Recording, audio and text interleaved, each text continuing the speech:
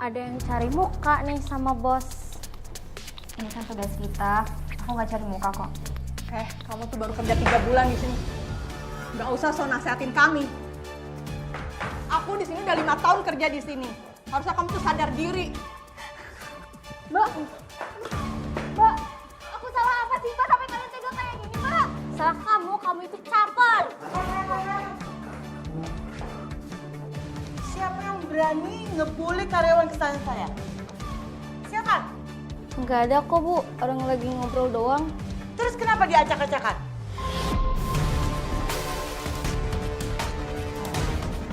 Pasti kalian ya, karyawan senior yang ada di sini berani ngebully karyawan kesayangan saya?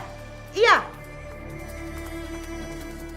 Sekali lagi kalian berani ngebully karyawan kesayangan saya, kalian berdua tahu akan akibatnya. Paham? Paham Bu.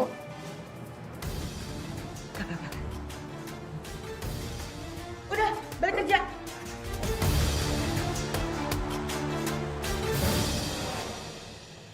Langsung dimarahin dan diancam mau dipecat, Mbak.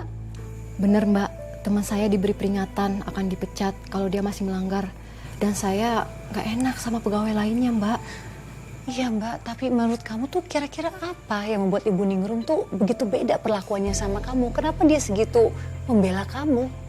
Tadinya saya mikir apa karena saya rajin sampai disayang sama bos. Saya gak hitung-hitungan sama jam kerja Mbak.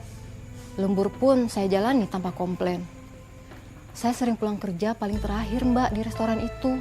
Kamu rajin sih ya Mbak ya, jadi wajar sih kalau pemilik restoran tuh sangat sayang sama kamu. Tapi yang bikin saya kaget, Bu Ningrum nyamperin saya Mbak. Oh ya, terus bicara apa Bu Ningrum? Dia meminta saya menikahi anaknya Mbak.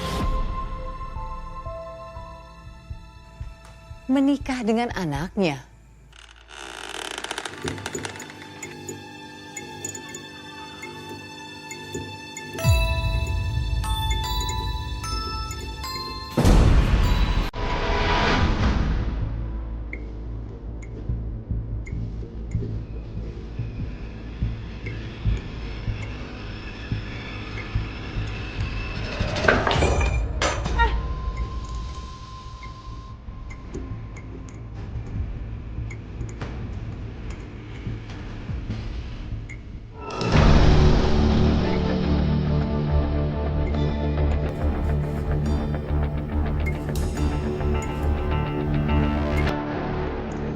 Saya akan segera mencari tumbal.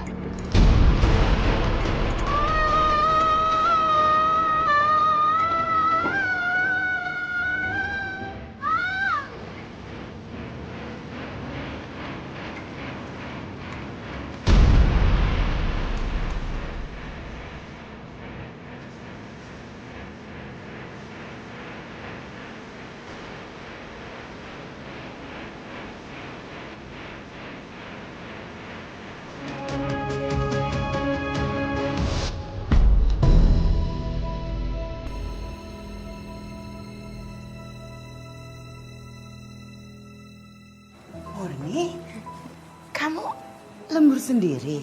Iya Bu, ini kan tanggung jawab saya Bu. Terus kamu kalau pulang malam gak ada yang nungguin? Maksudnya Bu? Maksud saya pacar kamu? Oh, saya belum punya pacar Bu. Saya mau fokus kerja dulu. Gimana? Kamu mau nggak jadi menantu saya? Jadi menantu Ibu. Iya, ibu mau kamu menikah dengan anak ibu. Gimana?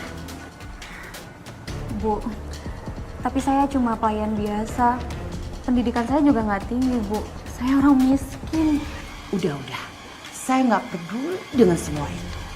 Ya, saya dulu nggak pernah memandang harta, uang, atau kedudukan. Yang penting yang saya lihat itu adalah kebaikan hati kamu. Gimana? Kamu mau kan menikah dengan anak saya?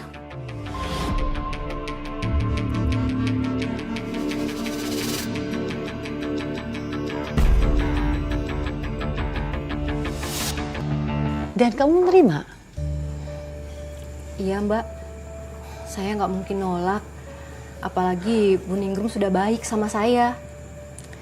Mbak Murni, hidup kamu tuh penuh keberuntungan loh Mbak.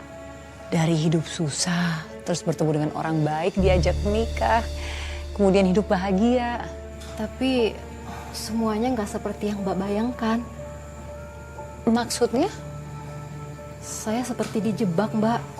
Dari awal nikah sampai ijab kabul, saya melihat ada kebohongan sama suami saya. Suami saya tidak menerima saya, Mbak. Saya tahu pas malam pertama setelah acara resepsi pernikahan saya.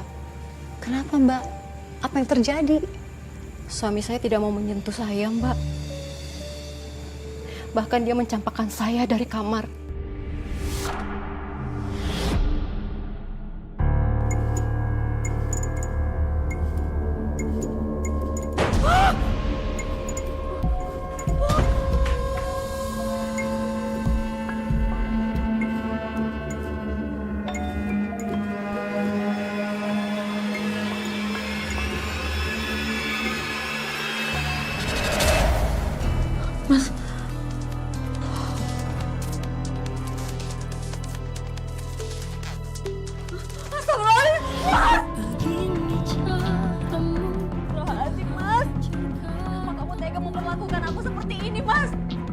Kamu jangan berpikir aku menginginkan pernikahan ini ya.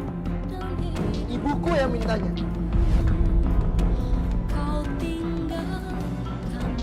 Mas, kalau kamu nggak pernah menginginkan pernikahan ini, kenapa dari awal nggak kamu tolak aja permintaan ibu kamu?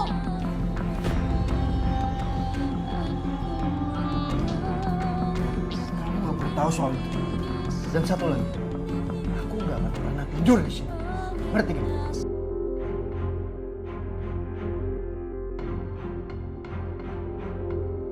Coba Mbak bayangin jadi saya. Saya diperlakukan seperti sampah dan dicampakkan begitu aja di hari malam pertama saya, Mbak. Makanya saya kaget Mbak. Bisa berbalik seperti itu cerita kamu. Tadi saya pikir kamu mengalami yang diidam-idamkan oleh kebanyakan perempuan. Bertemu dengan keluarga kaya, menikah, bahagia. Tapi kamu malah mengalami KDRT. Saya juga nggak nyangka, Mbak. Saya diperlakukan seperti itu di malam pertama saya sebagai seorang istri, Mbak. Dan mertua kamu bagaimana? Kamu nggak cerita sama dia tentang kekerasan yang kamu alami? Mertua saya nggak tahu, Mbak, dan saya nggak mau cerita karena saya masih menghargai suami saya. Tapi sepertinya mertua saya tahu sendiri, Mbak, karena dia melihat kekasaran suami saya ke saya, Mbak. Kapan itu Mbak? Saat sarapan, Mbak. Pas saya lagi masakin masakan buat suami saya dan mertua saya.